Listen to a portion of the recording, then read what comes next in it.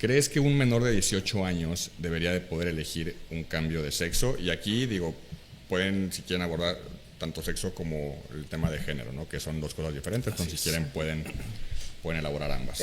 Creo que sería importante definir para empezar la dinámica de este debate. Creo que todo esto tiene mucho que ver con la reciente resolución del Congreso acerca de la ley de infancias trans. No sé si va por ahí. Pues tiene obviamente su parte de, asumiendo que esa ley, si quieren que una vez como que abramos el tema con lo que esa ley mencionaba, pues básicamente hasta ahorita era un tema de género, no era un tema de cambio en el acta exclusivamente. Y partiendo pues también de la base. De aclarar que justamente esta ley lo que busca es garantizar los derechos de los menores en cuanto a un reconocimiento oficial y legal para poder desarrollarse plenamente como individuo. Mayor seguridad en las escuelas donde comúnmente sufren abuso, bullying e incluso violencias. Es importante también mencionar que si nos vamos a un poquito más acerca del cambio de sexo, como vulgarmente se conoce, en bastantes fuentes y bibliografía, no encontré un lugar en el mundo actualmente que realice este tipo de cirugías de manera legal. Pues es muy importante recalcar esta parte. No existe al momento un país que recomiende esta cirugía por la vía pública y salubridad pública dependiente de cada país. Y al mismo tiempo, según los protocolos de la WPATH, de este proceso en otra pregunta, y en algunos casos y vía privada, está la opción de que un menor pueda acceder a determinados tipos de cirugía afirmativa, pero siguiendo protocolos muy estrictos y acompañados de un consejo clínico que abarca un entorno multidisciplinario como un trabajador social, un psicólogo, un médico que se encarga de la parte. Un lugar en el mundo que se haga esto de manera, no me acuerdo qué palabra utilizaste. Pública. Pública, segura. No pública, o sea, digamos, lo que se entiende por salud pública sería, por poner un ejemplo. La primera que, perdón. El primer cambio de sexo. ¿En qué edad? ¿En infantes? No, ¿En infantes? ¿Menores de 18? No. Ah, es que eso fue lo que dije. Menores de 18 no está autorizado en ningún lugar del mundo. Ok.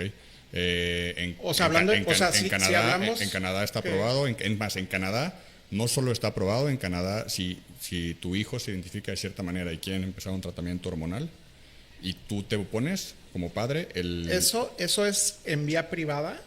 Actualmente, o sea, pero por la vía legal el gobierno, violencia infantil y te sí, pueden retirar a los hijos, meter a la cárcel y empezar la transición del menor, privada o pública, pero al final del día a nivel legal es algo que sí va avanzando y duro. Bueno, me encantaría saber cuáles son los casos más específicos en ese sentido, porque actualmente se habla mucho en cuestión de redes sociales y hay mucha desinformación, muchas veces infundados. Y en los casos prácticos, particulares, es donde nos podemos dar cuenta si realmente hay una influencia por parte del gobierno de manera radical para arrebatar la tutela y custodia de los hijos sin un motivo claro y específico marcado por la ley en el que se esté afectando o violentando la identidad del menor.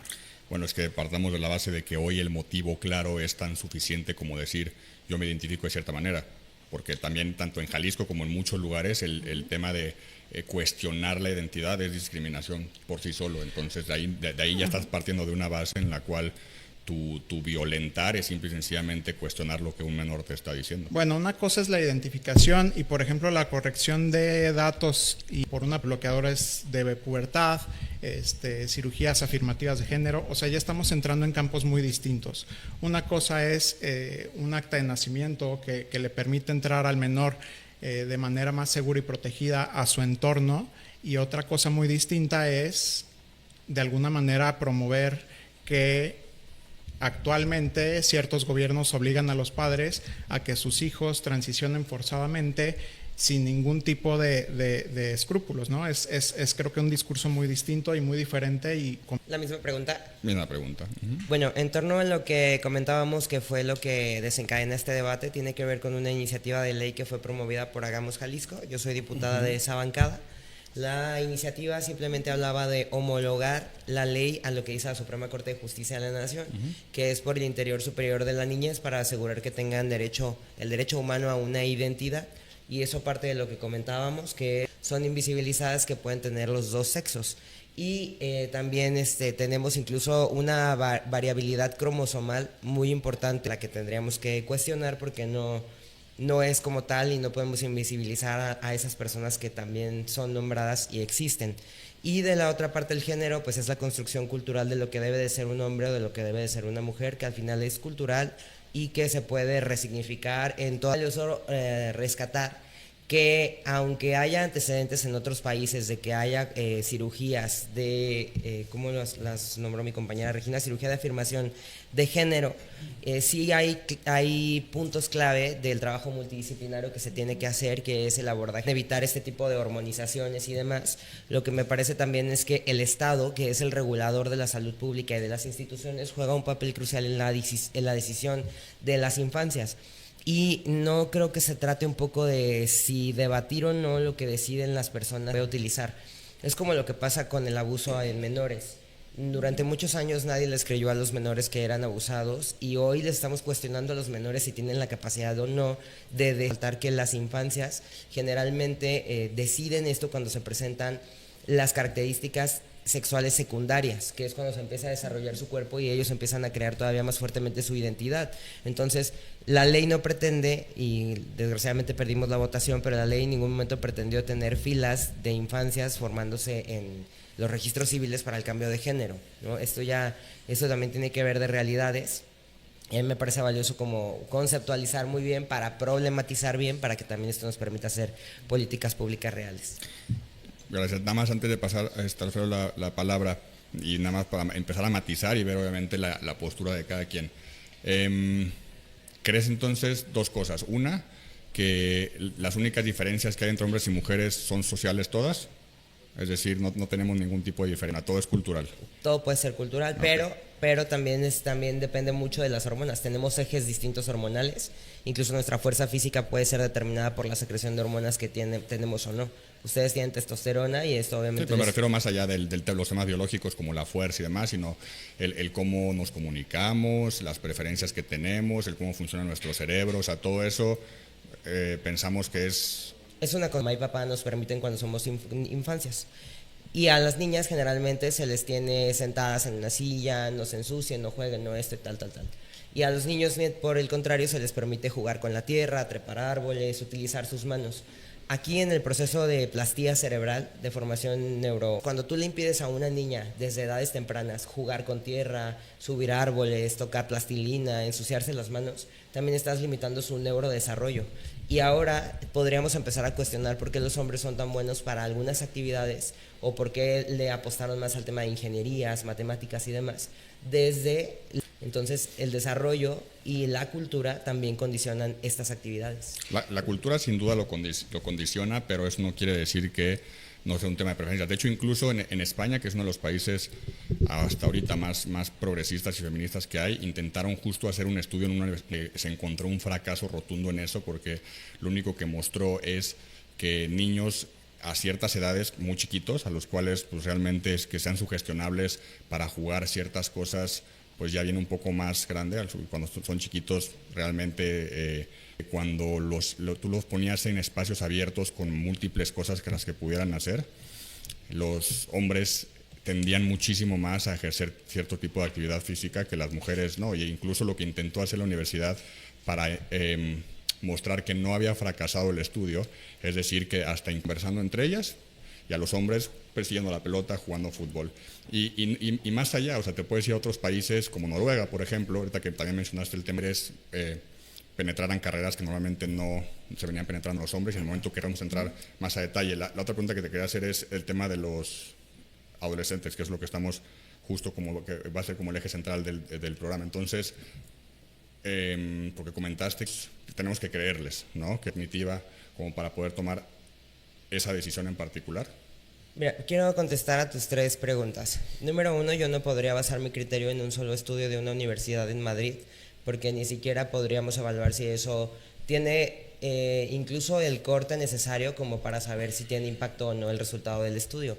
Incluso cuando tienes políticas públicas que tienen malos indicadores, puedes detectar el fracaso y tendrás actividades de fuerza física y demás.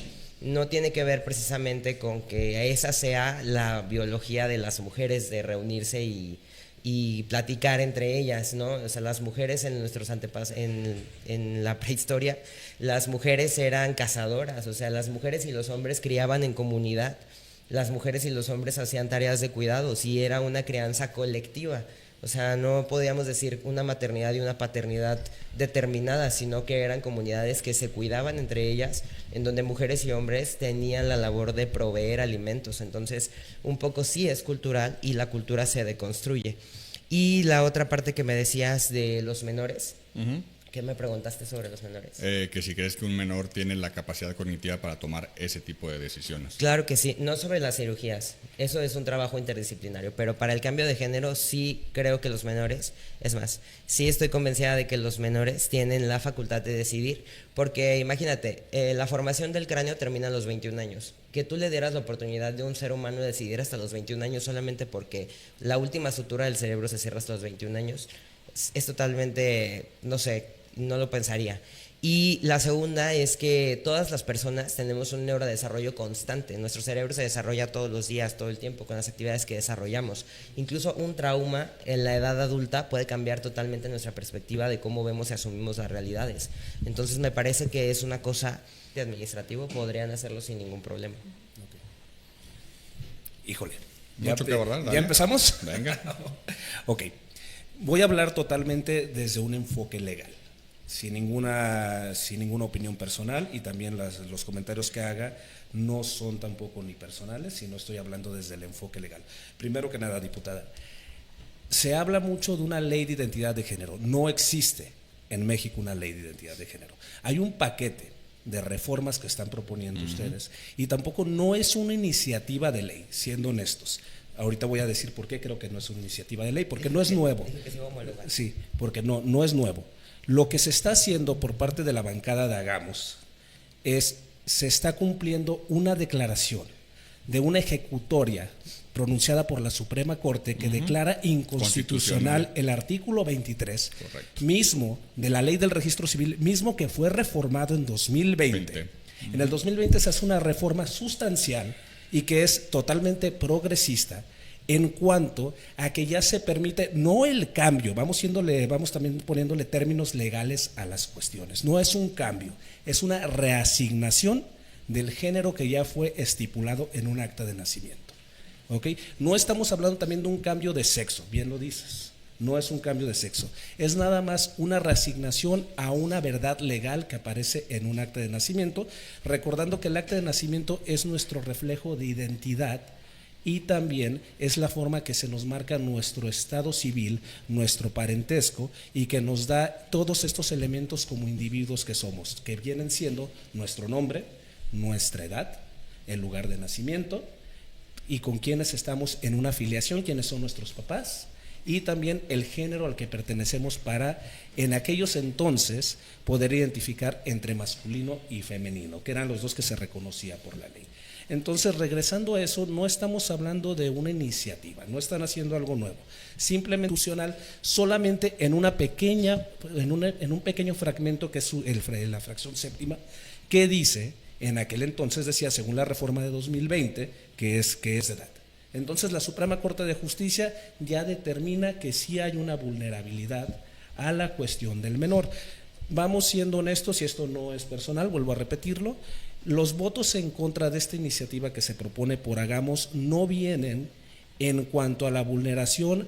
Hay gente que esto siempre va a pasar porque la opinión pública muchas veces se basa no de fundamentos, sino de lo que escucha de la Vox Populi.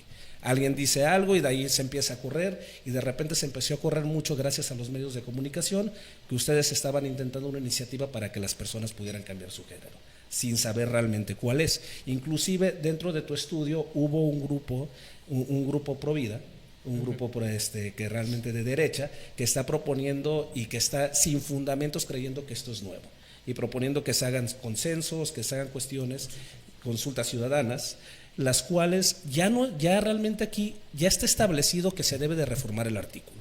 Y realmente los votos en contra fueron por el procedimiento que, a consideración de tus compañeros y diputados, no es un procedimiento. Vámonos un poquito más atrás, ya para regresar al fundamento. Déjate hacer una pregunta nada más justo de eso, claro, para que abordes un poquito más, porque aparte, hasta donde yo tengo entendido, el decreto que se hizo en 2019 permite ya que sí pueda haber un cambio de género si es consentido por los padres. El consentimiento de tus padres. Ok, nada más ahí te va algo que cambió hace tiempo. En el sexenio de Enrique Peña Nieto se promulga una ley que es la Ley de Protección a Niños, Niñas y Adolescentes, donde totalmente el desarrollo de la niñez, previo a lo que viene siendo dar. Previamente a esto existían figuras como en la emancipación, que es lo que permitía que el niño se saliera del núcleo familiar a cierta edad y pudiera tomar decisiones por sí solos. Actualmente, con la Ley de Protección a Niños, Niñas y Adolescentes, la monitores de los tutores legales, y en ausencia de los tutores legales, de lo que viene siendo que era antes el Consejo de Familia, que actualmente es la Procuraduría de Defensa del Menor.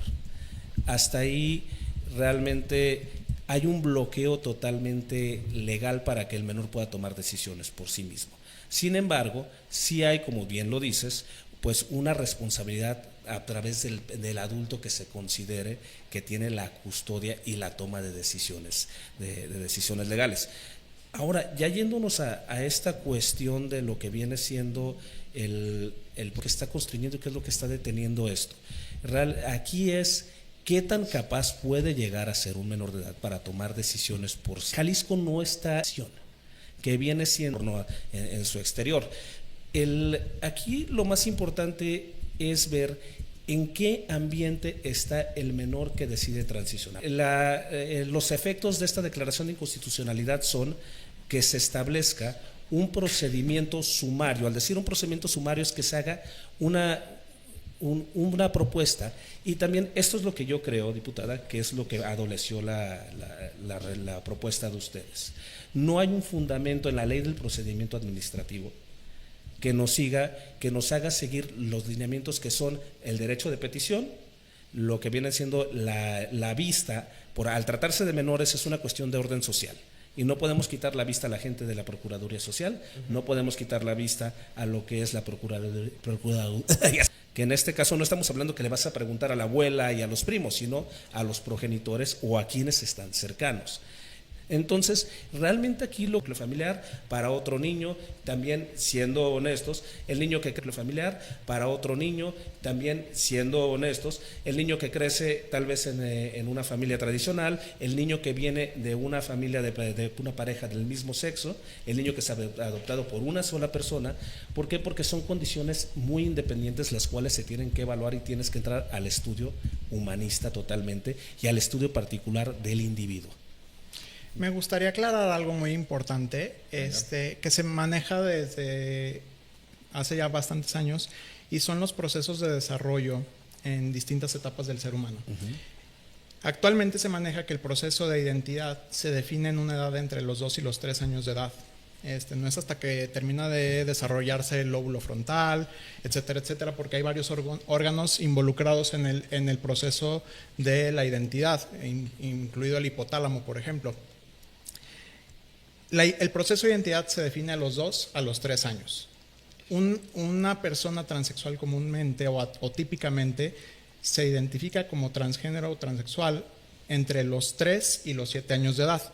¿Por qué? Una cosa es que el proceso de identidad se define entre los 2 y los 3 años, que pasa normalmente, y curiosamente cuando son niños cis heteronormados no se cuestiona. Únicamente cuando se sale de esta norma y de esta tradicionalidad es cuando entran los cuestionamientos y nos ponemos a investigar en qué tipo de familia crecieron, en qué tipo de entorno se están desarrollando, cuáles son el núcleo familiar, cómo está integrado, etcétera, etcétera, etcétera. Esto pues nos llevaría a pensar o asumir que un niño que es cis es porque creció en un entorno tradicional perfectamente constituido, sin ningún tipo de abuso, violencia, etcétera, etcétera, etcétera. Pues ¿Qué lo te cual garantiza eso? Sí, eso no te lo garantiza. Eso no te lo garantiza. Exacto, a eso me refiero. Es precisamente ese mi punto al que quiero llegar.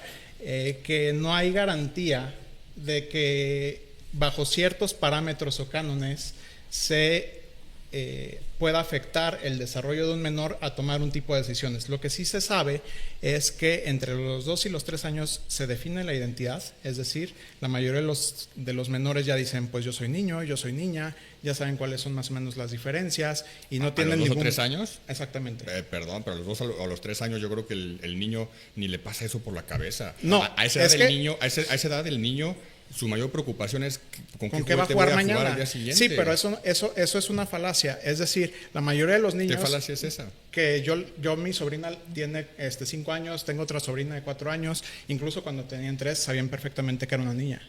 Sí, pero ahorita Sabe perfectamente. Pero creo que viene mucho de la mano con lo que dice la diputada, y si que es el salimos contexto a la de lo que calle, viven afuera, lo que ven afuera. Hoy en día, a ver, yo cuando, y perdón que te interrumpa, porque yo me quiero regresar un poquito como a eso que estás diciendo. Quiten el tema de tu identificación de género, sexo, llámenle como quieran. O sea, lo que ahorita estamos viendo es que las preocupaciones de los niños de 7 años, 8 años, 9 años, 10 años son completamente diferentes a las nuestras cuando teníamos esas edades. Y eso sí es por es un parte de contexto un social proceso que viene. evolutivo social. No, bueno, es parte de un proceso para mí involutivo, porque al final del día lo que te están diciendo hoy en día es, a esas edades entonces tienes que preocuparte. O sea, hoy en día ves a las niñas a los 7 años maquilladas y es como... Y eso no lo veías antes. Perdón, déjame que acabe porque la corté y Sí. ya vas para allá. Entonces, volviendo al tema, el proceso de identificación se da entre los 2 y los 3 años y entre los 3 y los 7 años es cuando empiezan a identificar esta discordancia, porque es precisamente cuando empiezan a tomar un poquito más de conciencia sobre partir lo de que qué edad? representa. ¿Perdón? ¿A partir de qué edad? ¿Qué cosa? Empiezan a identificar la discordancia. Entre los 3 y los 7 años. De los 3 a los 7. Exactamente. Okay. 2 a 3 ya tienen la noción de identidad. Exacto. Y de los 3 a los 7 ya empiezan a encontrar discordancias en estas identidades. Okay, adelante. Esto hablando de generalidades. Evidentemente hay casos que se salen de la estadística, pero hablando de mayorías, estas son las edades en las que se empiezan a efectuar estas identificaciones. ¿Por qué? Porque entre los 3 y los 7 años, como mencionaba, es cuando empiezan a tener un mayor reconocimiento de cuáles son las diferencias y a tener esta parte de no sentirse tan cómodas o cómodos con el género asignado al nacer y empiezan a mostrar preocupaciones. Es típicamente cuando los padres, si son responsables, los llevan al psicólogo a ver si todo está bien, a ver si es parte de un proceso en el que, como dices, pudiera ser una especie de tema de imitación, tema de querer encajar en un espacio, tema de e ir descartando pues varias formas en las que se podrían desarrollar este tipo de patrones.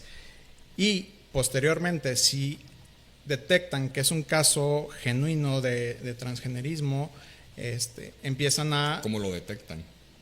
Hoy en día, ¿cómo se detecta? Que es otra cosa que podemos platicar, porque hoy en día es discriminatorio cuestionar el género alien. O sea, Claro. hoy en día, y sí se puede. Platicamos el podcast pasado que antes existía un diagnóstico de una batería de preguntas, disforia de género, un análisis sí. y que ahora incluso lo que ya se quitó toma en como cuenta trastorno psicológico para ese tema. contestar a tu pregunta es que haya 3 factores, que es la consistencia, persistencia e insistencia dentro de su identidad.